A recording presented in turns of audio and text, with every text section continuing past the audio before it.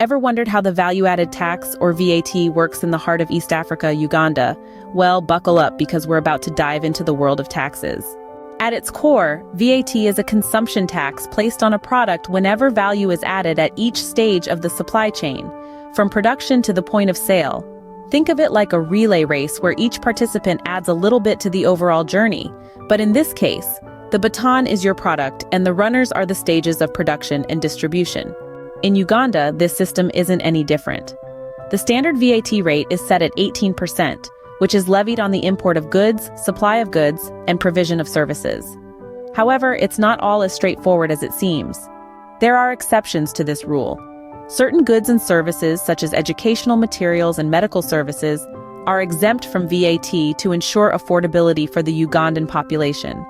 So, you might be wondering, who pays this VAT? Well, the burden typically falls on the final consumer. This tax is collected incrementally from each party in the product's supply chain that adds value to it, but it's the final consumer who shoulders the cost in the end. Now let's summarize what we've just unpacked.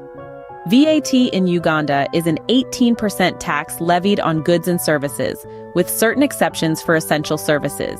It is a multi-stage tax collected incrementally throughout the product's journey to the consumer.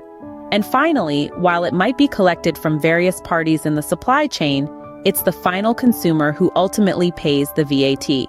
Understanding VAT in Uganda, or anywhere for that matter, can seem daunting. But once you break it down, it's a fundamental part of how economies function, ensuring that everyone contributes their fair share to the nation's pot.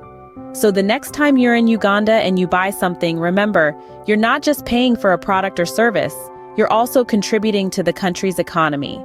And that, my friends, is the essence of VAT in Uganda, a simple yet vital cog in the machinery of a thriving economy.